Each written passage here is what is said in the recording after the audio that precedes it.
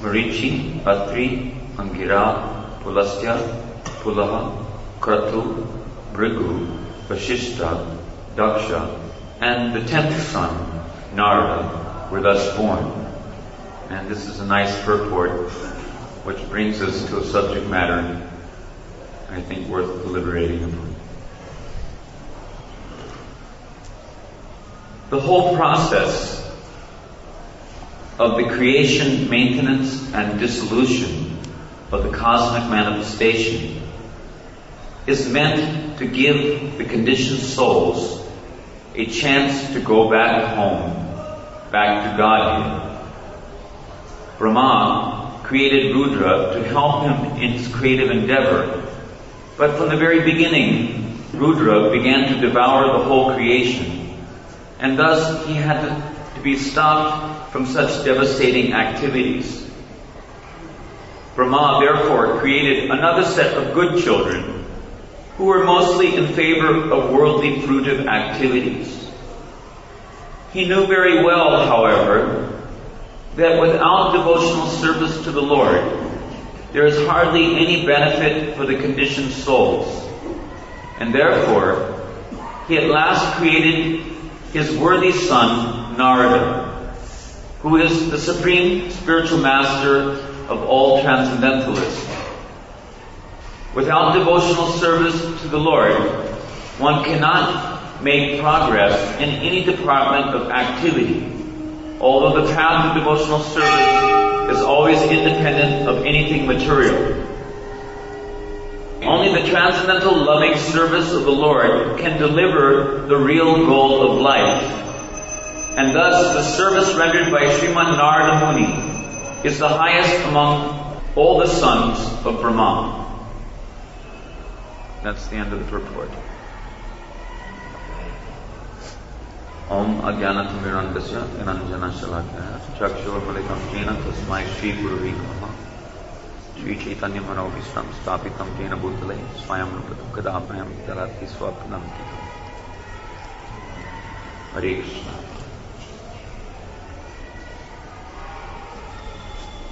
So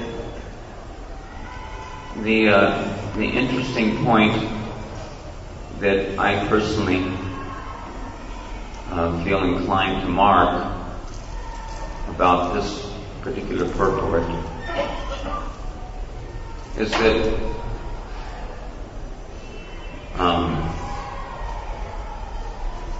it would do us very well to understand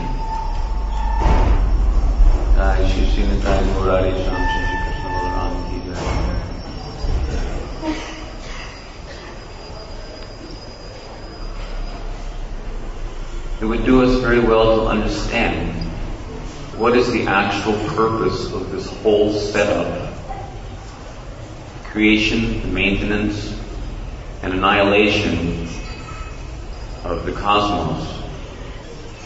This whole material world is vyakta and avyakta for eternity. It means that it is manifest and unmanifest for eternity. And as mentioned here by Srila Prabhupada, there's a reason for this. There's a primary reason, and then there's a secondary reason. Primary reason, the first and foremost important reason, is to actually retrieve the fallen conditioned souls. The secondary reason is to incarcerate them, or to imprison them. Krishna always has our welfare in mind. Actually, that is on the forefront of his mind. What he has to do to accomplish or to achieve the fulfillment of his purposes, that is a secondary consideration. But actually his purpose is his primary consideration. The purpose is to somehow or other get living entities who've developed an aversion toward him to again take up their natural constitutional position as his eternal loving servants. Actually, his intention is that we become loving servants, God-loving living entities, not God-fearing living entities. So, in this purport, Prabhupada mentions about the transcendental loving service. This is not transcendental fearing service. He's discussing the principle of loving service. Fearing service, you may be knowing, is the nature of Vaidhi Bhakti, whereas loving service is the nature of real Bhakti, Para Bhakti, or in words which sometimes may be misunderstood or tabooed in various ways, Raganuga Bhakti. We should understand that this whole material world is only one purpose for this material world. Because inherent within every living entity is the capacity for cultivating the moods of Braja. We are not simply to pander to the lowest common denominator amongst the society of devotees. We should remember that those who have come to this Krishna consciousness movement are considered to be the most intelligent among all the living entities on this planet. Those who recognize the beauty of Krishna and have appreciated, even to the slightest degree, the goal of attaining the eternal service of Krishna in prema, unalloyed prema. That means Braja prema, not any other alloyed type of prema. Just like Kubja also had prema, but her prema was alloyed with desires for self-satisfactions in relation to the Absolute. But the prema of the Brajvasis is unalloyed. So we should take into consideration that as every living entity inherently has the capacity to culture the moods of Braja, we, especially as members of a preaching movement, this is a preaching movement, what are we preaching? What are we supposed to be preaching? It is very clearly described in Chaitanya Charitamrita. What is the purpose of the descent of Chaitanya Mahaprabhu? And I'm going to bang on this point a little bit, just to drive it home. We are supposed to be the most intelligent persons on this planet. Now, admittedly, we're at different levels of progress to the ultimate goal. Some of us are naturally, because we're beginning the process of Krishna consciousness, we're on the Kanishta platform and may be deemed as Prakrita Bhakta. But we should know that it was not Srila Prabhupada's intention that we should continue to remain on the Prakrita platform for the rest of eternity. Not that we should continue to remain on the Kanishta Adhikari platform for the rest of our lives. Prabhupada's intention is that we should come to the platform of Parabhakti, Raganuga Bhakti, in this lifetime. Now, it may be possible for some, and it may not be possible for others who perhaps have not the required accumulation of Bhakti Mukhe Sukriti from previous lifetimes to have the strength of Shraddha and the right kind of Shraddha for embarking on the Rag Marg. But we should understand that the purpose of this movement is non-different from the purpose of Chaitanya Mahaprabhu's descent to this material world. Mahaprabhu's descent to this material world is twofold. His purpose is twofold.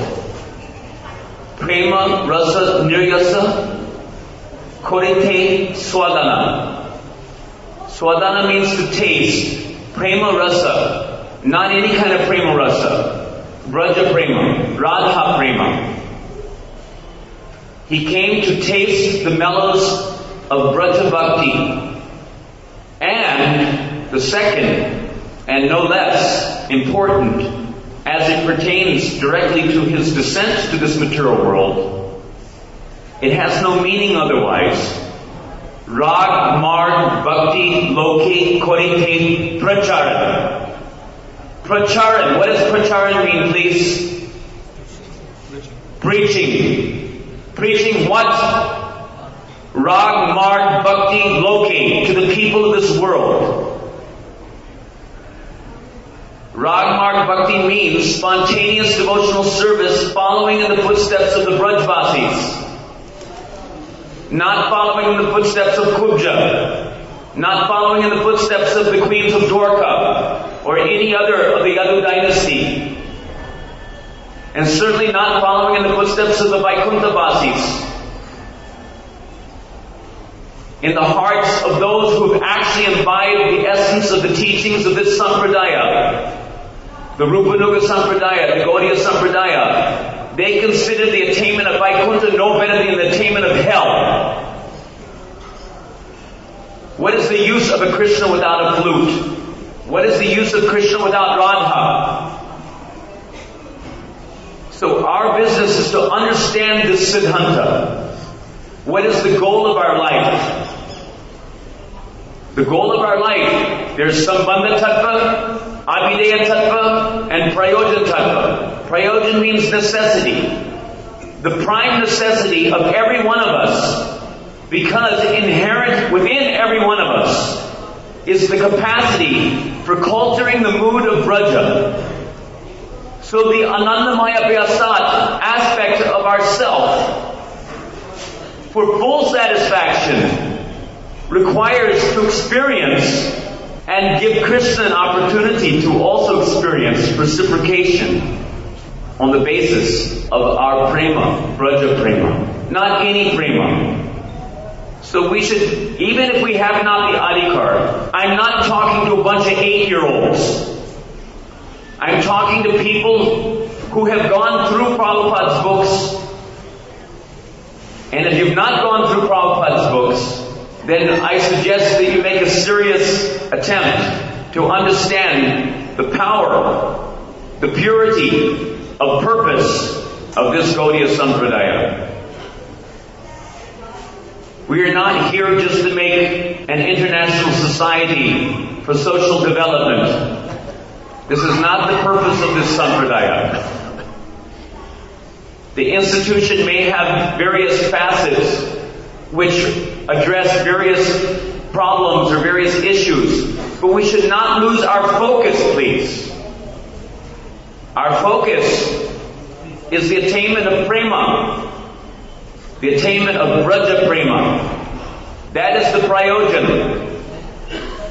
And the abhideya, which corresponds to the actual attainment of that prayojan, is Rag-Marg Bhakti, not Vaidhi Bhakti.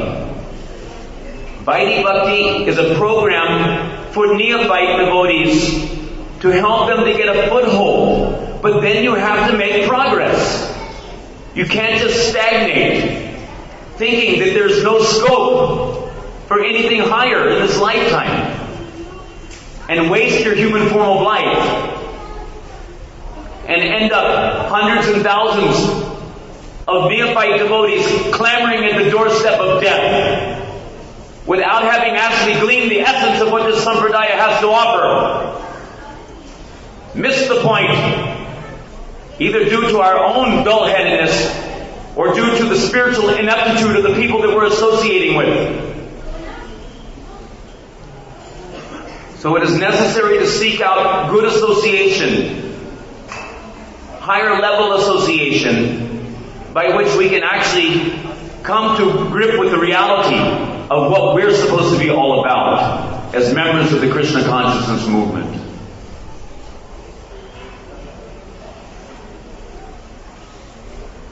Are there any questions?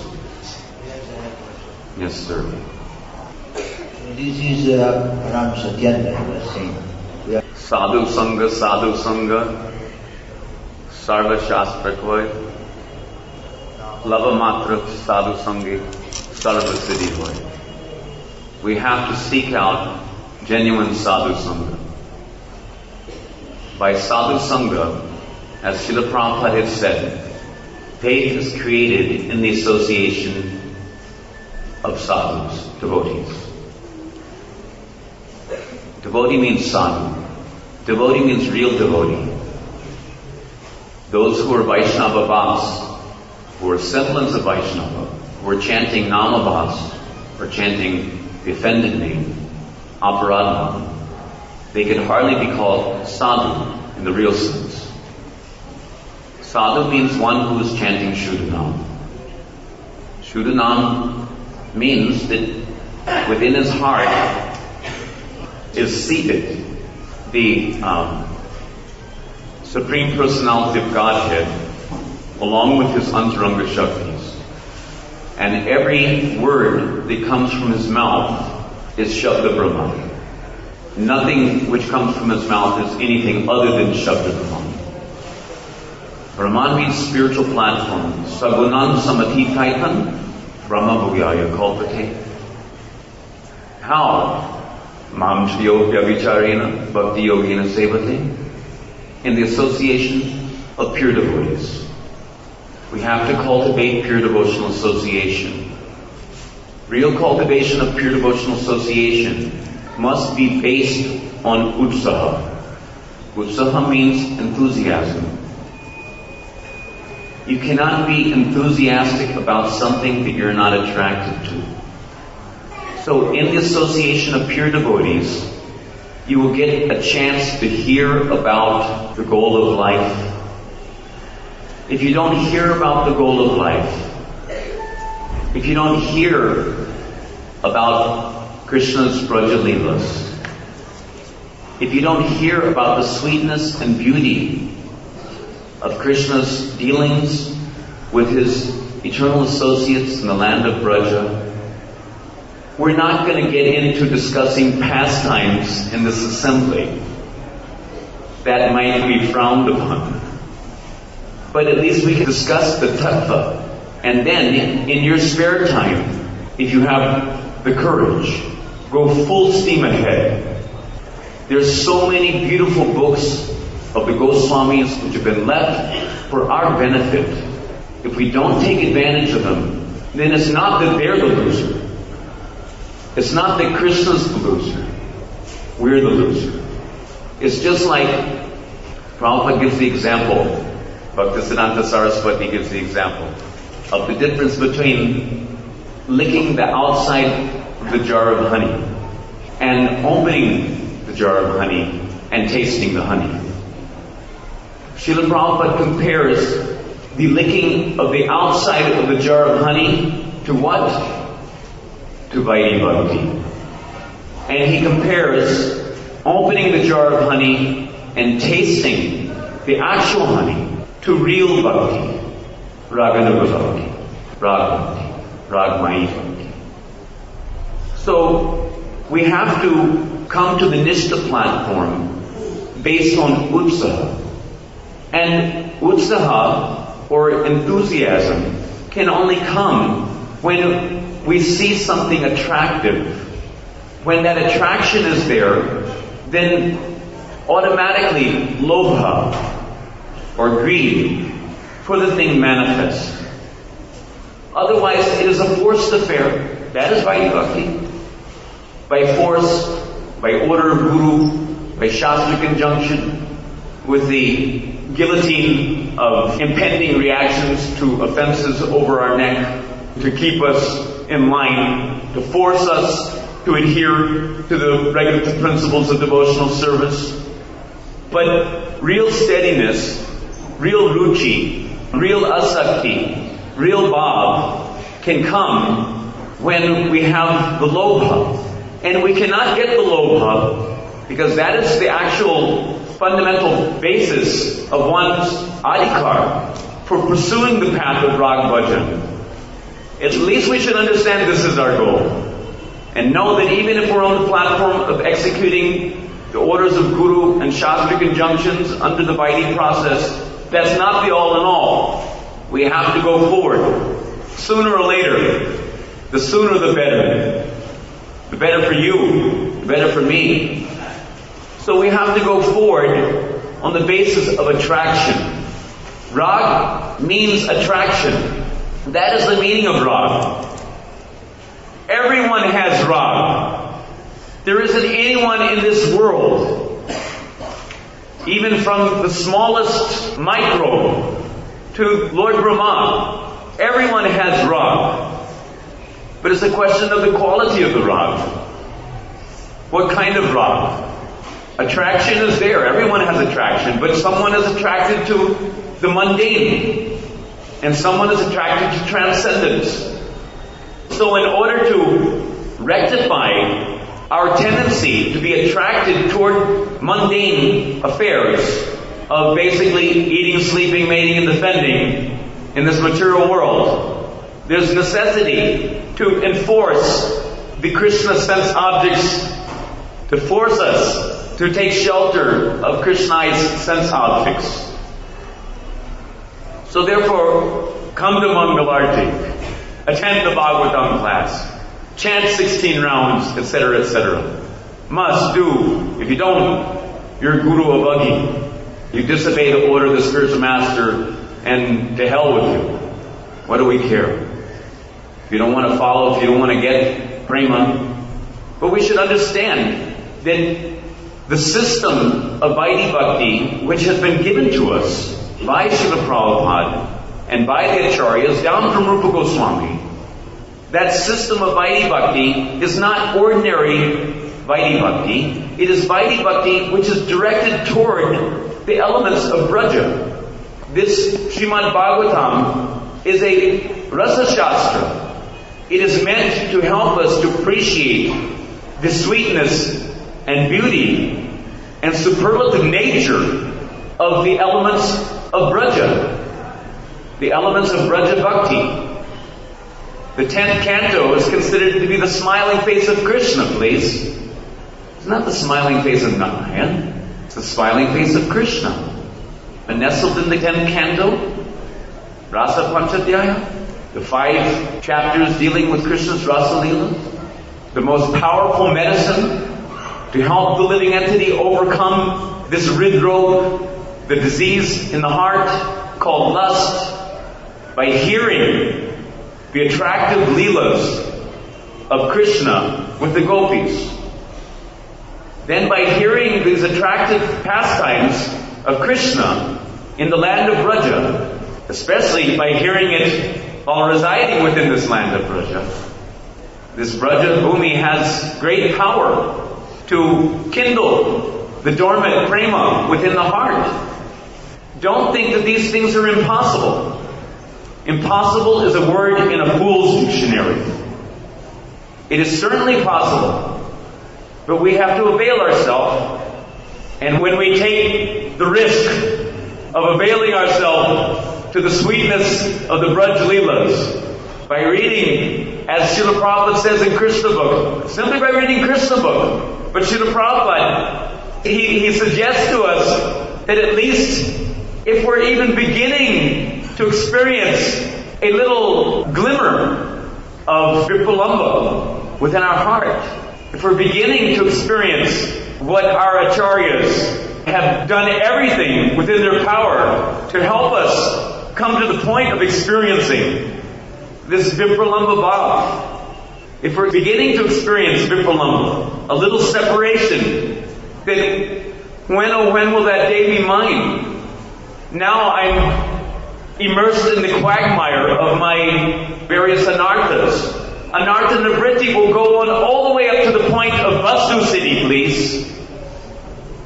It's not like we have to do Anartha Nivritti to the nth degree before we can even entertain the idea of availing ourselves to the very literatures that Srila Prabhupada has told is essential for cultivating Brajavas. We're living in Vrindavan, please. And living in Vrindavan means, according to Srila Prabhupada and Chaitanya Charitamrita, to take shelter of the six Goswamis. How? By reading the literatures left by the six Goswamis, like Vidagdha Madhava, Lalita Madhava. Bhakti Rasamrita Sindhu, Vidagdha Madhava, Lalita Madhava, Brihad Bhagavatamrita. And Prabhupada says, he ends this sentence by saying, and so many others. Who wants to go back home, back to Godhead in this lifetime?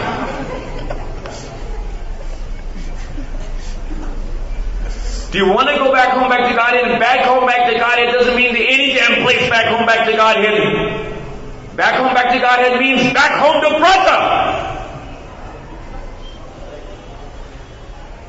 where Krishna and Radharani are engaged in intimate, loving pastimes with their devotees. Who gives a damn for Vaikuntha? If you want that, you can have it. But that's not the goal of the Gaudiya Sampradaya's preaching.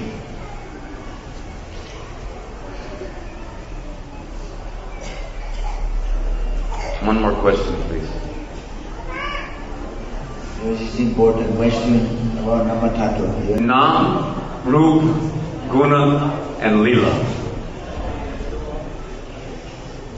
Srila Prabhupada has, what to speak of others, but our Srila Prabhupada, sometimes we take him cheaply and think that he's giving some elementary course.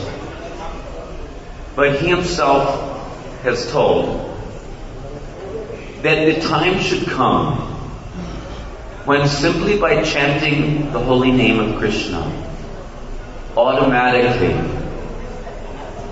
one will think of Krishna's beautiful bodily features.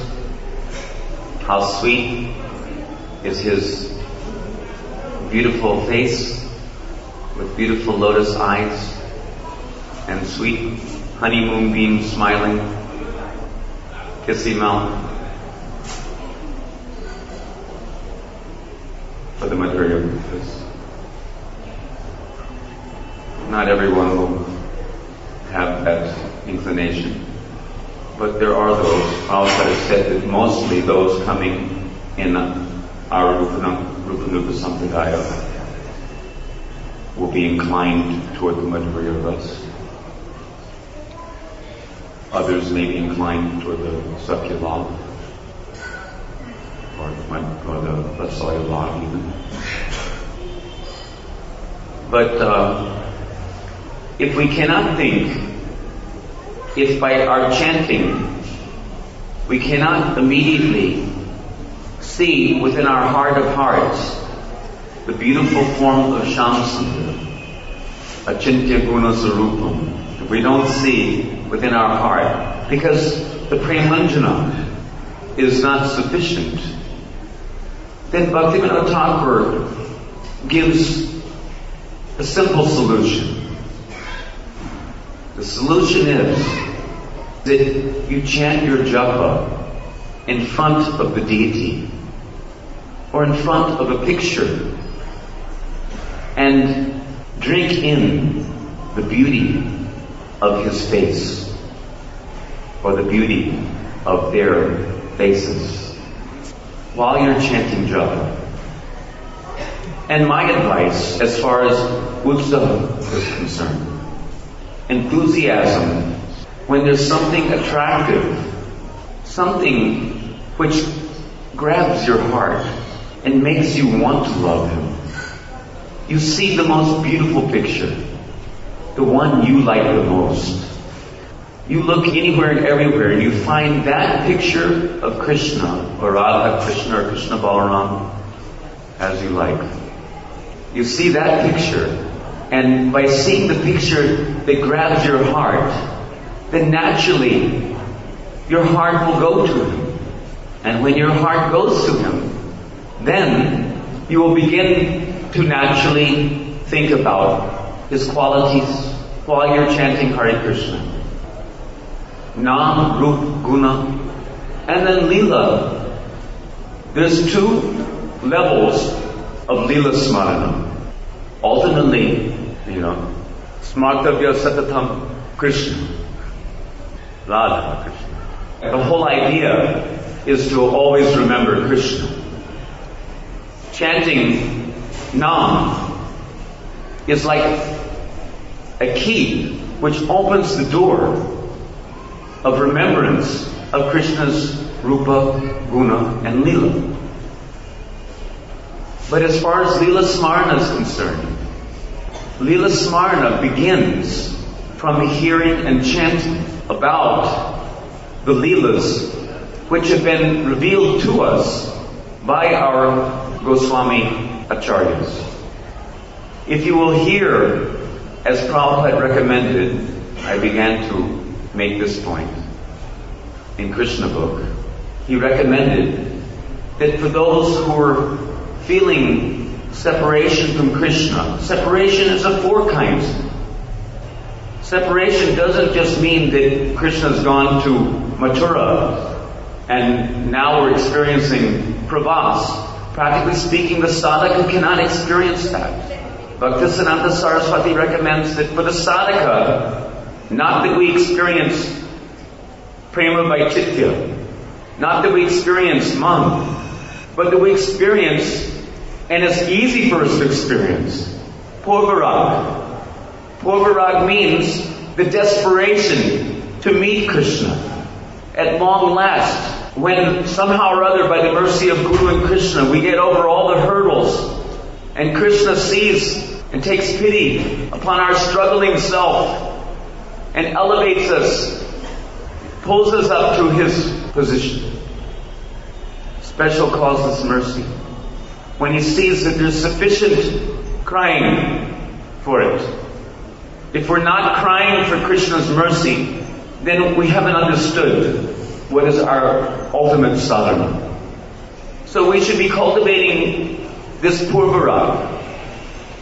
By cultivating purvarag, these feelings of separation, then if we will take Srila Prabhupada's suggestion and read Sri Krishna Bhavanamrita, Mahakavya, and other such literatures, and actually see how nice is this Krishna that we're worshipping. We're worshipping, but do we know who we're worshipping? Have we understood? To what extent have we understood? So we have to avail ourselves, we have to hear the pastimes of Krishna. Bhaktivinoda Thakur says, in two processes, both directly and indirectly, with reference to Srimad Bhagavatam, wherein it is stated that one should, in all circumstances, in all time, in all place, one should search out the absolute truth. A serious student, are you serious or not? And what the hell are we doing? Are we serious? Then he says a serious student should search out the absolute truth, both directly and indirectly.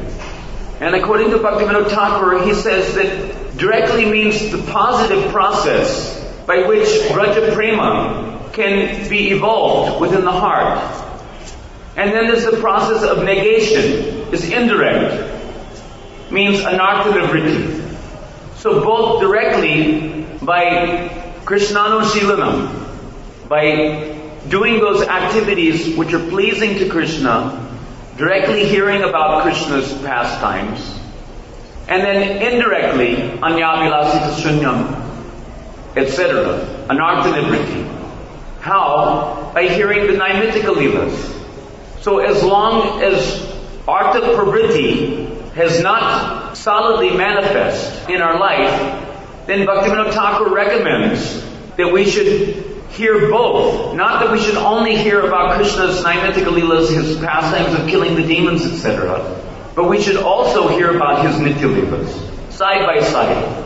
Then, as artha pravritti becomes prominent, anartha nivritti becomes less important. Bhaktisiddhanta Saraswati makes the point that we should not make the mistake of thinking that anartha nivritti is our prayojana. One who thinks like this, Bhaktisiddhanta says, his every endeavor may very easily end in nirvisheshvad, because we don't actually develop the positive appreciation of the goal. So, by reading these books, such as Sri Krishna Bhavanamrita, Mahakavya, and other such beautiful books of the Goswamis, and they've been translated into English for those who require, and you may find it in Hindi as well, somewhere. But if you read these books, hear about the pastimes of Krishna, and if we, in our little subgroups of inspired devotional association, if we will chant about these beautiful pastimes of Radha and Krishna, then, as a result, it will be very easy for us to remember. Remembrance, smaranam, lila smaranam comes from lila shravanam kirtanam. Then on a higher level, from a very purified platform, we may also, within our own heart, begin to see something of the pastimes of Radha and Krishna by their grace. But every journey starts with this first step, please. So we can go on with our shnik shnik ram rams and do the regimented Vaidhi Bhakti program. That is required. Without doing that, you can't expect to go to the Parabhakti platform. But it doesn't end there. It's not that our regimentation, going through the systematic process, shastric process, is the all in all. We have to go forward to the Madhyam Adhikar. From the Madhyam Adhikari platform, one can actually begin to earnestly pursue the path of Rag Bhajan by following in the footsteps of the Brajdasis. And then the Anartha Vritti goes on as a side effect of our one-pointed, ekantika determination, vyavasayatika buddhi, Boga Aishwarya Prasaktanam. Boga means this material world. Aishwarya means all the way up to Vaikuntha Bhakti. Aishwarya Mayi Bhakti. Aishwarya Gyan Mayi Bhakti. Which produces this Aishwarya Gyan Mahima Prema. We want Gyan Shunya Prema. Not Gyan Shunya. We want unalloyed Prema. Braja Prema. So anyway, it's getting late and I have this, are there any more points of discussion anyone would like to take up? Is that okay? Yes? You would like to? So for the neophyte, you said you have to have greed, right? Gradually it will come. So in ruchi, how will they develop? There's only greed, there's no ruchi, how they... Nothing happens without doing bhajan, please. Bhajan, there are 9 processes of bhajan in the Vaidhi platform. Vaidhi platform means under rules and regulations, but there's a difference between the ruchi which is produced, or the asakti, or the bhav, or the prema which is produced by exclusively pursuing the path of Vaidhi bhajan, and the ruchi, asakti, bhav, and prema which is produced by pursuing the path of rag. Our acharyas, they advocate the superlative nature of rag bhajan, not so much because it's on a high platform. What's high about it is the power of attraction which is generated in the association with the elements of braja. So bhajan means beginning with hearing, as we were making the point, hearing about the object of attraction, chanting about the object of attraction. If you're not attracted, then, go on with your shnik shnik ram rams. And eventually, if you stick it out somehow or other by someone's merciful browbeating, then maybe sometime in the course of your going through Srila Prabhupada's books, you'll begin to understand what it is that you have in your hand. So ruchi comes more rapidly when there's lobha. So by associating with seriously associating means with an open mind, there's two important things which are required. Of course, everything's depending on one's adhikar. But if you have a powerful spiritual master or a powerful acharya, as Srila Prabhupada, but if the disciple's not receptive, then you cannot expect to be impregnated with bhakti shakti. Furthermore, as far as anartha nivritti is concerned, if you're trying to ignite a fire, it is not that you can expect to ignite the fire by pouring water on the wood. So as mentioned here, Lord Shiva was advised to do penance.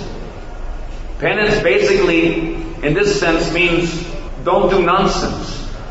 You know, we're trying to create something wonderful here, and here we are infatuated by our various little petty material attachments, and we continue to douse the fire with the water of sense gratifying attachments. But let's be real. If you want prema bhakti, then you have to focus on that bhajan which is actually ordained by Sri Chaitanya Mahaprabhu. As we were making the point, Mahaprabhu came to relish the sweetness of Braja Prema, and he came to broadcast Ragmarg Bhakti to the people of this world. He came for these two reasons. So we should not think that there's any difference between his intention to broadcast Ragmarg Bhakti to this world and his propagation of Nam Sankirtan through the Sankirtan movement. There's no difference between Nam Sankirtan and Raganuga Bhakti if you have the lobha for the attainment of the Braja Leelas. The Tarak Brahma Kirtan mantra for this age of Kali, which was primarily propagated by Sri Chaitanya Mahaprabhu, is Hare Krishna, Krishna Krishna, Hare Hare, Hare Rama, Rama Rama, Hare Hare. And by chanting, what is the result according to Dhyan Chandra in his Gaur Govinda Archan Smaran Padati? He says, what is the fruit of chanting this Hare Krishna Mahamantra? It is the attainment of the realm of Braja. Krishnadas Kaviraj Goswami says that you cannot attain the realm of Braja by only doing Vaidhi Bhakti. If you exclusively adhere to the process of Vaidhi Bhakti, you will never attain the realm of Braja. You will attain Vaikuntha. But if you're anxious to attain the Leelas of Radha and Krishna, and if you understand that the fruit of chanting the Hare Krishna Mahamantra is the attainment of the realm of Braja, then it only stands to reason that you cannot attain the realm of Braja without doing Raganuga Bhakti. So this chanting of Hare Krishna Mahamantra must also be Raganuga Bhakti, because the fruit is to attain the realm of Braja, if it's done with greed. If you're on the Vaidhi platform, then you may not attain the realm of Braja because you're really not understanding the essence of what the Mahamantra is all about. Radha Krishna.